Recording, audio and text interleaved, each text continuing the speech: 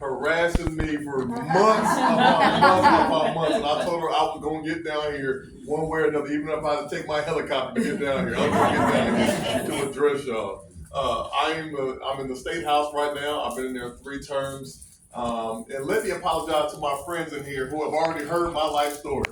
Because if you have already heard my life story, I have to give people who have not heard my story, just so you can understand who I am and why I fight for people the way that I fight for them. So I always start off my stories by asking people to think about the very first memory of their life. I want you to think now, all right? Think about the very first memory of your life. Some of y'all might be thinking about how you were learning how to ride a bicycle, or think about how you were learning how to tie your shoes, or hang out with your siblings or something like that. And I tell people the very first memory of my life, I was waking up because I heard my older brother screaming down the hall. My older brother, he was 16 years old, and he had been skipping school. So as a young kid, I was about 4 years old going on 5. And I went down the hall because, kids is nosy. I know some of y'all got some kids and grandkids here that's nosy. All right, they always ask me some questions. So as a nosy little kid, I went down the hall, opened the door up, and I could see my father disciplining my older brother. And as a young kid, I didn't want to be next, y'all. I didn't want to get that next spanking. So I went back to my room. And I went to sleep, and I remember the next day I was waking up, and I could see my older brother walking down the street. And this is the last time I ever saw my brother. See, my brother ran away from home that day. And when he ran away from home, his best friend who helped him to run away from home shot him and killed him. That's how my life started. And I was born in the 80s. I was born in 1985. Now, some of y'all looking at me like, that's a young man right there, right? And I got some of the young people be like, man, that's an old man. Right? So I'm right there in the middle. I'm a millennial. See, my mother had 3 kids. My father had 3 kids, and they came together and they had 3 kids. And I was kind of raised as kind of like a middle child. And if anybody knows anything about the 80s, the 80s was the crack epidemic. And the crack epidemic came through my family. My family members suffered from substance abuse. But thank God my family got clean from this substance abuse. But they traded in one addiction for another addiction. And that next addiction was gambling. That gambling addiction is what really did a number on my family. See, most of my upbringing, I lived in motels. I lived in a Motel 6. I lived in a place called a Travelodge Inn. I lived in an Evergreen Motel. I lived in, I slept on friends' couches and lived with friends and just kind of moved all around. I went to 7 different high schools growing up. And going through all these different situations that I was going through, I had an AAU basketball coach that said, Jermaine, we have to get you out of your environment. Because my other older brother, he actually got in some trouble. He was a fantastic basketball player himself. And when he got in some trouble, he got sentenced to jail for 6 years himself. And my AAU coach did not want me to go down that same path. When he sent me to this prep school in upstate New York, it's the first time I seen stars in the sky. I had never seen stars like that before. First time I had seen snow on the ground. Y'all, I don't like snow. Also, the first time I saw people wearing shirts and ties and coats and jackets like this. First time I realized that my life was not like everybody else's life. That my norm was not like everybody else's norm. And that's when I wanted something better for my life. And I remember the day I got that SAT score back, and it was high enough to where I was going to qualify to go to college. I ran around that school, man, telling me all the teachers, man, I'm going to college. Because I was so excited that I was going to have a new beginning for my life. And I remember when I got down to the College of Charleston, where I went to get that scholarship to play basketball down there, I was still considered a homeless college student. See, the term they used for me was an emancipated student. So when my teammates and friends were going home for Thanksgiving, Christmas, and holidays, I was sleeping in the dorm rooms. Or when the dorm rooms were closed, I even slept in the locker room a few times. But I still was able to meet my wife at the College of Charleston. I still graduated from the College of Charleston. I got drafted to go play professional basketball in the NBA D-League. Then I went to go play professional in Brazil, Canada, Portugal, and Mexico. While I was playing overseas, I continued studying. I got my master's degree. I got my doctorate degree. And also my older brother, the one that was good at basketball, he was released from prison. He went to junior college. He won 2 state championships. But when he graduated junior college, he could not get a job because of his background. So I talked to my coach while I was in Mexico. I said, hey, coach, I got an older brother that's a phenomenal basketball player. Can you give him a tryout? He'll play for the league minimum. Whatever you want to give him, he'll play for that. Can you just give him an opportunity? Well, my coach flew my older brother out to Mexico. My brother tried out for the team, and guess what, y'all? He made the team. So now I got my older brother on the team with me in Mexico. I was able to give him an opportunity. So he's out there, y'all know. So after being in prison for a good while, he found him a young lady. He got married, had a whole bunch of kids. This is why I speak Spanish. So I speak fluent Spanish because I have a bunch of nieces and nephews that don't speak any English. So I have to be able to speak Spanish so I can talk to my family members. So fast forward to 2015. I'm on a team at the top of Mexico. My brother's on a team at the bottom of Mexico. I had just lost a game. So I'm sitting outside my apartment thinking about what I could have done better to help me win this game. My friend Steve calls me. He says, Jermaine, what you doing? I said, man, I'm sitting outside thinking about what I could have done better to help me win this game. He says, I don't know how to tell you this, man, but your brother died last night. I said, don't play with me like that, man. He says, I wouldn't play with you like that. Your brother died last night along with 4 of your friends. 5 people total died in a car accident in Mexico. So I had to fly from where I was at, in the top of Mexico, down to where my brother was at, to go identify my brother's body and my other 4 friends. It's a vision I'll never get out of my mind. And that was the day I decided I was going to retire from basketball. Because by that time I was married, I had a couple of children, and I wanted to go home and be a husband and a father to my family. And I got home, I came back home, and the transition coming back home was very difficult for me. Because see, my entire life I've been playing basketball for survival. I played for food, I played for shelter, I played for education, I played for clothing. And when you come home, I could only liken it to a PTSD. Because when my bank account would get to a certain amount, I would literally have cold sweats. I couldn't sleep, I had anxiety problems, because I did not want my children or my family to go through what I went through. I never wanted my kids to have to be homeless. I didn't want them to have to experience living in a motel. I didn't want that for my family. And because I had those situations, I had to go to therapy, I had to go to counseling. And it almost led me and my wife down a path to divorce. And we ended up going to marriage counseling with my pastor. And my pastor took a liking to me in our counseling. And he had me meet him one day outside the church. And he puts me in his car, he drives me around Bristol County, and he shows me all his businesses that he's involved with. And he says, Jermaine, you can do anything you want to do. You can be anything you want to be. And at that moment, the light bulb went off the top of my head. It was like the cartoons y'all see, it was like, ding. I said, you know what? I'm going to start a nonprofit organization to help young people, to help people who've been to prison, and to help these military veterans to get a second chance in life. And I went around and I wrote this curriculum. And I got this curriculum sponsored by the University of South Carolina. And then I went so that anybody that came through my program would get CEUs for coming through my program. Then I went to go meet with a bunch of different businesses all around Bristol County. And I said, if these people come through my program, will you hire them? Will you give them a shot? Will you give them an opportunity? And I got these different contracts and ended up going to work for an organization called the Men's Fatherhood Coalition because I wanted to help men become better fathers in the lives of their children. And I did all this work in that community. And I helped this young kid who had just graduated Coker College. He wanted to get a job. I told him to send me his resume. I tweaked his resume up. I gave it to my supervisor, and guess what? My supervisor hired this young guy. So 3 months into him working there at the Fatherhood Coalition, he comes to work and he's upset. And I asked him, well, man, what's going on? Why are you upset? He says, man, I just been stopped 3 times in 3 days by the police here. They searched me and they let me go. They didn't give me a ticket, a warning, or anything. I said, well, did you report that? He says, no, because this is just what happens in my community. These are the types of things that happen. And if I report this, I'll end up having a target in my back and I'll be harassed. And I said, well, that's not right. Well, we were having an event in my community, coincidentally, about bridging the gap between police and the community. And I go to this event, and the police are up on this panel, and they are saying everything contrary to what this young kid had just told me prior that week. They're saying, we do amazing things in the community. We do community policing. Our policies are different. And I'm sitting out there, I'm angry, because I'm like, I just talked to this young person who said what they did to him. So I get up there to the podium, I ask, y'all say we don't have these problems in this community. They said, no, we don't have these problems. I said, well, you're lying to me, because I just talked to this young person who said what y'all did to him. And I went on to chastise the police. And after I got done chastising the police, guess what? I got a standing ovation. I was like, wow. But on my way out of this facility, I get a tap on my shoulder, and I turn around, and this gentleman says, Jermaine, you are exactly what we need. You are the future. These young people, they look up to you, they respect you, they want to be like you. And that person was State Representative Joe Neal. And if anybody knows who State Representative Joe Neal was, he was a giant of a man. Very instrumental in getting that Confederate flag off the Capitol in Columbia. Amazing man. He discovered me. He became my political mentor and taught me about politics. See, because prior to that, I knew nothing about politics. And that's how I got involved with everything. That's how I got involved with the Young Democrats. That's how I got involved with the Black Caucus. That's how I got involved with everything. And I ended up getting appointed to the Richland County Recreation Commission. I became the youngest board member up there. And I drove all around Richland County meeting all the employees because I didn't feel right about writing policy for people who I'd never met before.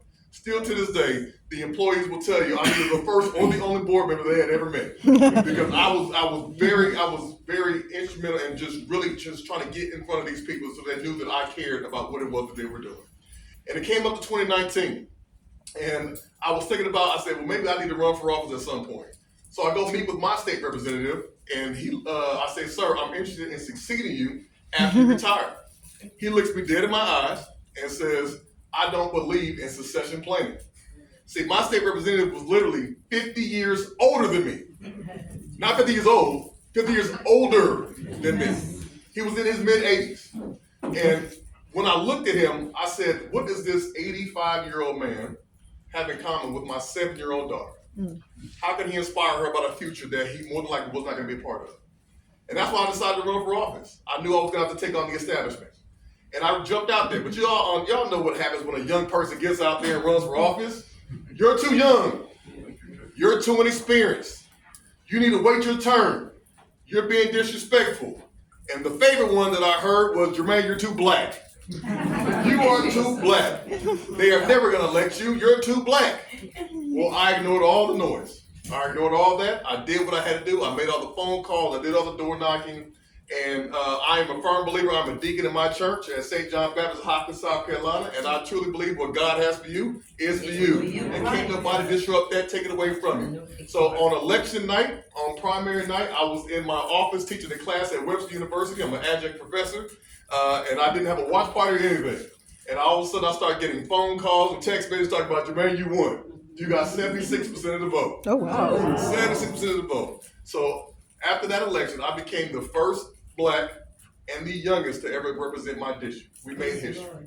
So hearing my testimony, y'all, because I say it is a testimony, I went from no house to the state house. Yeah, I went from no house. And that is why I fight for people the way that I fight for people, because of what I've gone through. And I go around this state talking to young people. Even before I decided to run for office or do anything, I wanted to go get in front of these young people to let them know that your past does not define your future. You can be who you want to be. You can do what you want to do. You can go where you want to go. And if somebody told you that they don't believe in you, just look at me as a shining example, because I believe in you. Everybody just needs an opportunity. They just need somebody to believe in them and somebody to just give them the encouragement that change can happen. And what I want to encourage y'all on today, it is 2026.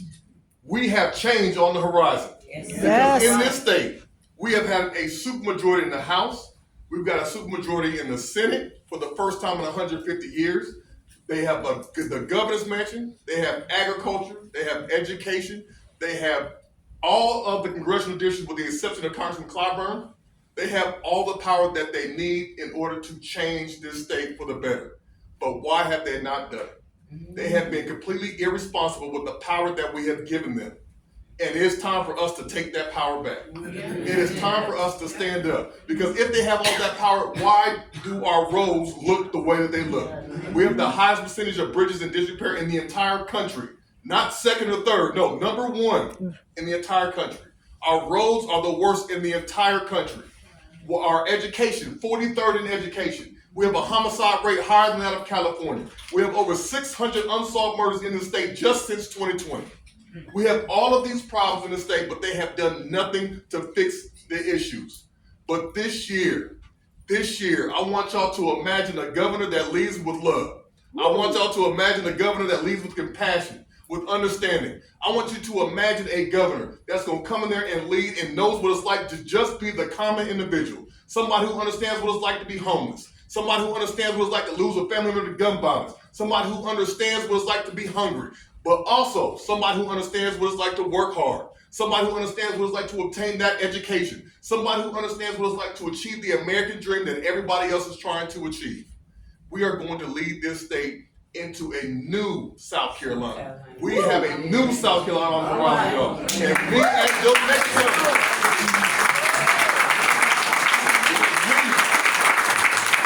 with me as your next governor. I want y'all to understand what's about to happen, y'all. See, the Republicans, they have already let me know they are afraid of a Jermaine Johnson at the top of the ticket. They have texted me already. They said, with a Jermaine Johnson at the top of the ticket, House District 102, House District 115, and this district right here, 116, will be flipped with me at the top of the ticket. They have texted me already to let me know that. We are going to do this together, y'all, but I need y'all's help. I need y'all to tell your neighbors, to tell your friends, to tell your family members, to tell everybody that change is on the horizon. Because once I get in there, we will define the success of this state, not by how the business is doing, but how the people are doing in this state. Because we have to take care of its people. Even the Bible says, judge me by how you treat the least of these. That is, it is our time to start treating people the way that they deserve to be treated. We are going to fix this infrastructure. We're going to expand Medicaid. We're going to pass a hate crimes bill. We're going to fix education. We're going to fix the state for the people. And I promise you, you will always have me standing with you. Win, lose, or draw in this primary. I'm going to be back down here, and we're going to flip this state together, y'all. So I appreciate y'all.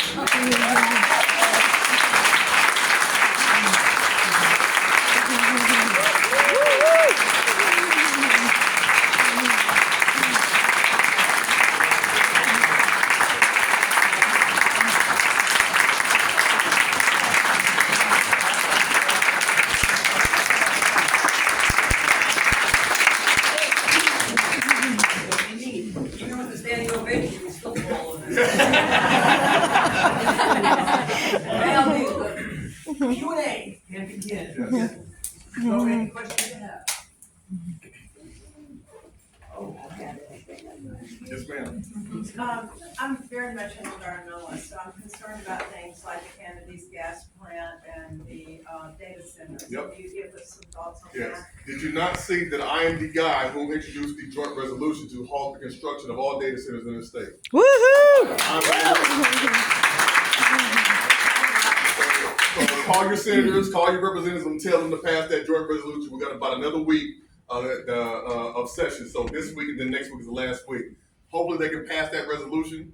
I said I wanted to halt the construction or the issuance of all permits for any data center that want to come here, because I truly believe that this is an issue that needs to go in front of the State House first. See, right now it's like a wild, wild west. They just have to throwing them up anywhere and everywhere they can put them anywhere. I think the state legislature should have to deal with this first, put guardrail, and I have coined the phrase or the acronym BYOE. If they're gonna come here, bring your own energy. All right, they should not be taking our stuff. They should not be driving up our costs. They should not be utilizing our resource. They need to create their own stuff. So I'm the one trying to stop that. Any additional questions? It's hard ones now. Okay, I have two questions. Yes, ma'am. Many rural communities depend on neighborhood schools as the heart of the community, yet school choice options are often limited because of transportation and poverty. Do you believe the state should prioritize strengthening existing rural public schools before expanding school choice initiatives? And if so, how would your administration support that vision? Absolutely. So the issue here right now is, instead of fixing our public schools, they want to give all that money to private schools. Right? That's the issue we got going on. So I was actually the only matter of fact, I was the only elected official whatsoever who got an amendment passed in that bill. Right? So the initial bill said you can only use $750 to go towards transportation. Well, I was the person who got the amendment passed. I was like, if they're gonna pass this bill, then we at least gonna make it better for some people, right? So I put an amendment in there that would allow you to use $3,000 for transportation costs, so we can get these kids from these rural areas. Because if they're gonna do it, they got to do it the right way. I believe in school choice, but I don't believe we have school choice right now. That's the issue. So school choice is not forcing one family to go from an underfunded school to a well-funded school. That is not school choice. School choice is having a family to be able to choose from a STEM school and a STEAM school and these different types of schools that all have equitable payments, right? So right now, what we know is that schools in Greenville get more money than schools in Denmark. Schools in Charleston get more money than schools in Bamberg. And we have to make sure that there's equitable funding streams that go along there. So in order to do that, I'm proposing a full-on public education audit. This full-on public education audit would have the comparison between rural well-performing schools and rural poor-performing schools. urban well-performing schools and urban poor-performing schools, administration and salary from teachers and all the way support staff as well, and we will come up with best practices from there, and we will do that, and we will make sure that we fix public education. In addition to that, y'all remember when we used to be able to say thank God for Mississippi? We can no longer say thank God for Mississippi. Mississippi is in the top 10 in public education. Wow. So I was with the Democratic Governors Association back in December, and I was with all the gubernatorial all the Democratic governors and the candidates, and I met the lady who was responsible for overhauling Mississippi's public education. Wow. And I told her once I get elected, she will be coming to South Carolina to help us overhaul our public education system, and she's already agreed to do so. So y'all get me elected, I've already got a plan for to fix this. Okay, my second question. South Carolina continues to struggle with achievement gaps, literacy challenges, and workforce readiness in rural areas. What is your comprehensive plan for improving early literacy, teacher recruitment and retention, career and technical education, and access to mental health and support services in rural schools over the next 4 years? All right, so I'm gonna take the mental health part first, right? So the mental health part, I've been the big proponent or the big supporter of mental health. So I've got legislation that would say that every school district should have a few mental health providers on staff or on contract. Also, our sheriffs and police departments need to have a mental health provider either on staff or on contract, so we can make sure that we're dealing with this, because a lot of our kids, they have come through COVID and they don't know conflict resolution, they don't have the social skills, and we should not always have a person with a badge showing up to these places. We should have somebody who is actually prepared and educated to handle those situations. In addition to that, some of that stuff will be covered in my full-on public education audit to do that. But I want to also expand resources in there as well. So in order for me to figure out about public education, you know what I did? I signed up to be a substitute teacher. And I went into the classroom. And I went in there and I taught special education class. Right? And when I got in there, I got punched and kicked and everything else. And I asked the teacher, Miss Lindsay, and I said, hey, what's your starting pay? And she said, it's the same as everybody else. And she had to do more things, more responsibilities than everybody else. So I went to the State House that next week and I filed a bill on her behalf that said special education teachers would get at least $10,000 starting pay more than everybody else. In addition, I filed another bill that said every state legislator would have to do at least 5 days of volunteer or substitute teaching every single year, right? Because these politicians, they keep coming to you saying they care about the school. They keep coming saying they care about the students. But ask them, when's the last time they've been in the classroom? When's the last time they've been in the school? Right? They're not showing up. It's just giving you lip service. So I want to put my money where my mouth is. So in addition to all of that, I want to go ahead and expand some of these programs for schools in these rural areas and give them the equitable funding that they need. Thank you. Yes, ma'am. Bill? Hey, I'm a member of the Better Ballot organization for South Carolina, and you've been a big advocate of our movement. I am the number one sponsor for. Can you tell us what the status is of all that? Yes. So he's talking about ranked choice voting. All right. So I am the chief sponsor of that bill for ranked choice voting in South Carolina. Ranked choice voting, it wouldn't be for the state, it would be for like municipalities, right? And the municipal association, they are very supportive of this bill because we have small towns that waste a lot of money on runoffs, right? This bill would allow them to save money because in a place like Columbia, a runoff isn't going to cost them a lot of money. It's not going to take too much out of their bank. But a place like like Denmark or Bamberg or something like that, $3,000 is a lot of money to a small town, or $10,000 is a lot of money to a small town. So this would allow you to rank your choices, and then whoever doesn't get the first choice, you get your second choice, and third choice, and it goes down like that. The issue that we have in this state is that the Republicans don't want to change anything because they're winning. Mm-hmm. That's the issue. So once we got that, if you remember, we got that bill a hearing, but also on the same day they put a hearing. There was another hearing for another bill to ban ranked choice voting throughout the entire state. They don't want it here because they don't want to lose. Right now, if it was more purple, or if we voted more and they looked like they could lose, then I think they would be able to pass. They would go ahead and pass it. But if you're the winner, why would you want to change something if you win it? You know, and that's what they're afraid of. They're afraid of losing the elections. Thank you. On a related note, can we oust the ES&S voting machines Republican-owned voting machines God. and the ballot marking devices, and have a little more transparency in that. Well, we can get on that as soon as you elect me. You know, it's when they control everything. They control the we gotta- machine. I mean, they control literally everything. They control literally everything. I mean, and it's honestly a scary time. See, and they're talking about actually putting it on our sign and die resolution, which would make us be able to come back for a special session so that they can redraw Congressman Clobber's map. That's what they're trying to do right now. They're talking about that now. I think it was either today or tomorrow they have a special meeting with Donald Trump that they're going to be doing. Yeah, so it's they're trying to appease him. But you know, I don't know how much more you could gerrymander a district, honestly, because if they mess this up, they're going to create 2 additional swing districts. So I mean, 2 more will be up in play, and that District 1, I know Max will love that. It's going to be up in play for anybody that's running in that race there for Congressional District 1. But you know, we have to make sure that we are getting out the vote.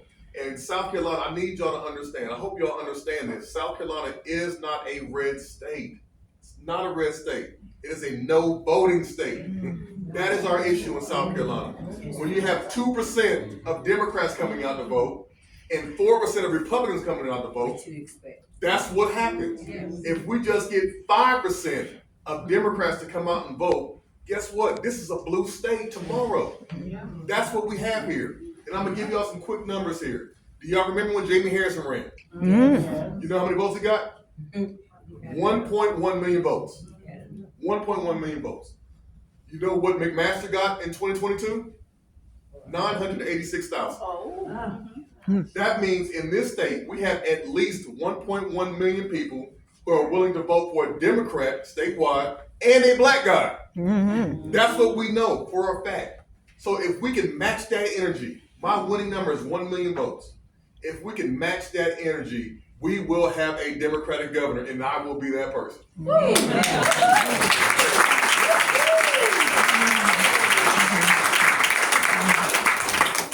All right. So there has been an overt attempt on part of this administration in Columbia to eliminate or minimize Black history from our school programs. Yes.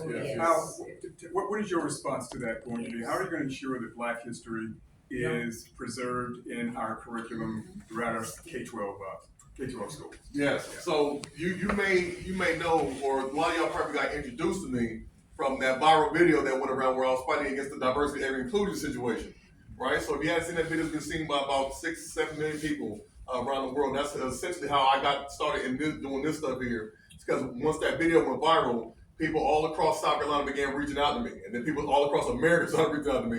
And then people in other countries started reaching out to me and saying, Jermaine, we need you to do more. Like, we need you to be on a bigger stage. And I have been the biggest supporter of pushing them to have Black history included in our education, our public education system. I even went up to Superintendent Ellen Weaver, who this is gonna be her last term too, y'all. But I went up to her and I said, hey, do you know who Sarah Mae Fleming is? And she was like, who? I'm like, Sarah Mae Fleming. Does anybody in here know who Sarah Mae Fleming is? And I'm gonna give y'all your first lesson. Sarah Mae Fleming is a black lady out of Eastover, South Carolina. And she was the first Rosa Parks before Rosa Parks. And her case laid the groundwork for Rosa Parks and them to win their case. And this is a South Carolinian. Why are we not teaching this history in our public schools? Same thing with Robert Smalls. Why are we not teaching this? So if y'all know, I helped to get that bill passed to where we're putting that statue of Robert Smalls on the State House grounds. Matter of fact, we're having a groundbreaking next week, y'all. If you want to come up for that, we're having a groundbreaking for that statue. But why are we not teaching these things? AP African American Studies also was the only AP class in which you had to actually pay for the test. It was the only one. And now it is banned from the state. I will be making sure that is a part of the curriculum. We will expand that. We will restore AP African American Studies in the state because African American history is American history and we need to treat it like that. Yeah, that's right.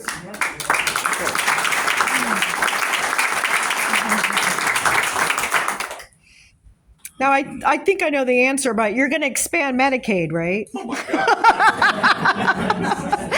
Do you want to expound on it? That is one of my priorities. So when Medicaid, I actually went to a conference in Seattle, Washington about 2 years ago to learn more about Medicaid and what its effects is on South Carolina. It's literally we're at like the bottom of the list. We're at the bottom of the list. Everybody here pay federal income taxes? Yeah. Right? Why are your income taxes going to pay for 40 other states' Medicaid expansion? Mm-hmm. We need to keep our taxes right here in South Carolina to pay for our own stuff. Because if we expand Medicaid, at least 300,000 additional South Carolinians will have access to health care. That is a priority of mine. Mm-hmm. And people always ask, Jermaine, well, how are you going to get that done? Because you've got a Republican legislature or whatever. The thing that separates me from everybody else that is in this race or considering to be here is I have the life experience, I've got the educational experience, and I have the legislative experience. And he who knows the rules has the power. And because I know the rules, I know how to get things done. And all I need is 9 committed Democrat soldiers. And I'm going to get one more out of this race out of 116. Right? But I just need 9 committed Democratic soldiers who are willing to stand with me. It takes 9 of them to force a roll call vote on every single bill that they want to pass. So if they want to get their agenda done, we're going to force a roll call vote on every one of their bills. And we're going to put 1,000 amendments on every one of their bills. And we're going to slow down government. We get 20 minutes per bill to talk on a bill. So if you do 20 minutes times 1,000 amendments, you can do the math right there. And if they invoke